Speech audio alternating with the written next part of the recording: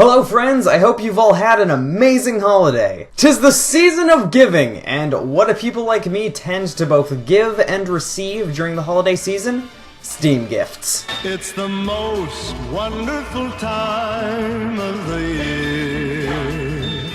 Ah yes, Steam's famous holiday sale. I probably spent $50 or more on this sale alone just buying people Christmas gifts, but I think I received twice as much as I gave and got some really great games. Shovel Knight, Binding of Isaac Rebirth, Chivalry Medieval Warfare, Blade Symphony, the Alan Wake franchise, the Bioshock franchise, Killing Floor, all of Dishonored's DLC, Bloody Trapland, Far Cry 3 Blood Dragon, VVV, Hotline Miami, Goat Simulator, Saints Row 2, and many more. So thank you all to the people who gifted me games. You're all fantastic people. And I'm lucky, seriously, I am. But for all the great games that we get on Steam, what about the bad ones? On Christmas Eve, my friends Connor and Tharin bought me some of the cheapest games Steam has to offer. And today, I'm going to review them. The overall cost of the 9 games I'll be looking at today comes to a staggering $3.67 Canadian.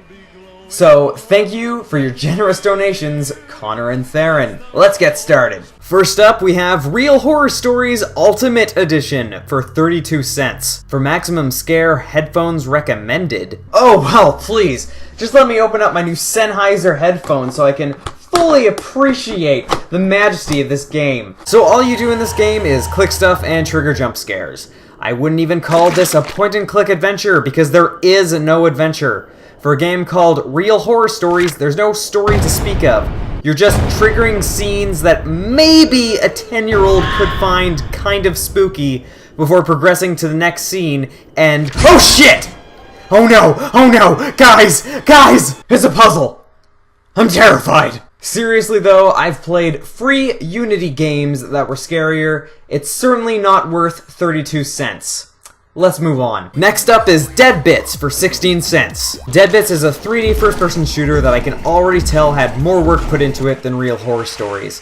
That doesn't really matter much considering it looks like it was made by someone in their first year of game design at community college. Alright, we have a gun and... oh hey, an enemy. I'll just go ahead and... oh, fuck off! So in each stage you need to jump down from a platform and kill what I think are zombies while obnoxious dubstep plays in the background.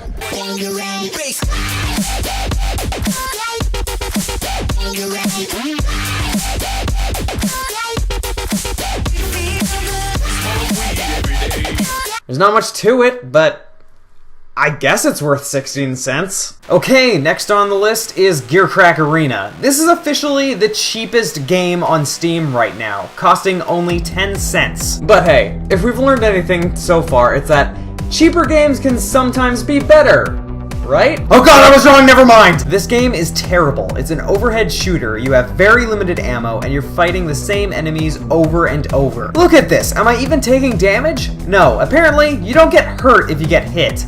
There's just a random chance that the next time you get hit, you'll die, which can lead to instant death and game over upon starting a level. Like that. This game is available on Steam because for some reason people decided to greenlight it. So congrats, this is your fault. I didn't think it was possible for something to cost so little and still not be worth it. This game literally cost a dime, and yet this bent paperclip I'm holding right now is probably worth more than it. Next is Postal for 82 cents. Wait a minute, Postal? I've heard of this. Uwe Boll made a film based off this game. I don't know what to expect out of this. Wow, this looks kinda spooky. The earth is hungry. Its heart throbs and demands cleansing. The earth is also thirsty. Wow, never thought I'd play a game where the loading screens display quotes from Mein Kampf.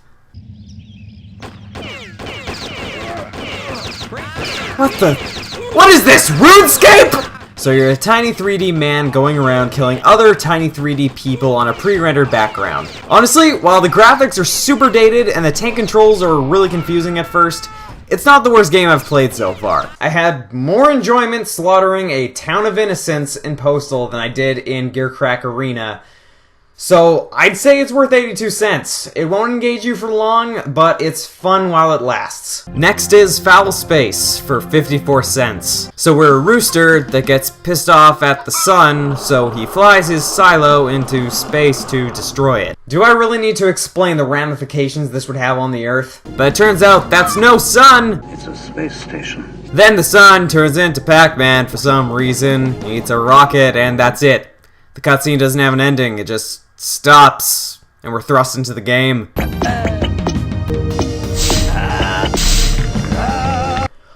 Okay, I have several questions. Why am I fighting Vikings on the sun? Why is coffee my life meter? And why do I have a cannon on my back that fires semen? This has to be one of the worst platformers I have ever played in my life. You use regular movement keys to move, but you aim your cannon with the mouse.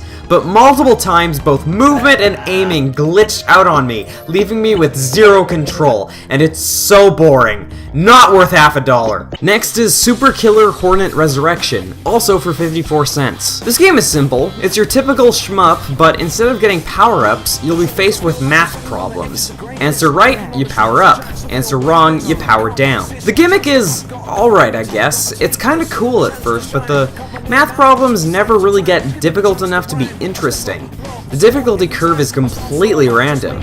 At some point, I completely forgot they were there because I was at max power, and I didn't really need to pay attention to it until I reached the second boss, which can only be killed by answering math problems. You can do worse, and I played this for about 20 minutes, so I'd say it's worth 50 cents. Next is Space Hack for 21 cents. Oh my god, this is the most boring game I have ever played. It's Diablo in space, but there's no multiplayer, no semblance of fun, and instead of lovable voice acting, there's walls upon walls upon walls of text. They should rename this Too Long Didn't Read the Game. You don't even start out with weapons, you just run outside the starting area and punch things tediously. It may cost twice as Gearcrack Arena, but it's still a steaming pile of shit. What's next? Rabbit Hole 3D Steam Edition for 82 cents. This one is weird. It's an indie abstract arcade game, sorta like Super Hexagon. I started playing it finding it really confusing, but once you play it enough and grasp the gameplay, it's actually really fun. As you fall, words from the Alice in Wonderland story race towards you. You need to avoid the letters, and if you hit them, you lose a life. But if you pass by certain letters, you fill out the words rabbit hole below. Complete it, and you get an extra life. The music is also really good. It's simple, addicting, and fun. I'll certainly be playing more of it, and it's certainly worth 80 cents. Alright, finally we have Defy Gravity Extended for 16 cents. Will this prove to be the worst of the 9, or do we have an underrated gem in store? Somehow, I don't have much faith. Huh, this is actually pretty interesting. It's a 2D puzzle platformer that uses a unique gravity mechanic. You have a gravity gun, no, not that one, that fires gravity wells and anti-gravity wells that you need to use to get to the end of each stage. Again, like Rabbit Hole, it's a bit confusing at first, but once I got the hang of it, I really enjoyed it. Despite Steam's very positive reviews of the game, I had never heard of it. I just think that if the developer had taken a bit more time to enhance the game's graphics, animation, and presentation, we might have considered it a rival to games like Braid, but at its core, it still has decent gameplay, and its music is quite pleasant to boot. There you have it, ladies and gentlemen. Some of the cheapest games available on Steam. Thanks again to Tharin and Connor for inspiring me to do this review, and thank you for watching! If you enjoyed it, feel free to subscribe, and if you want to, you can follow me on Facebook, Twitch, and etc. at any of the many links below. Merry Christmas, friends, and have a Happy New Year!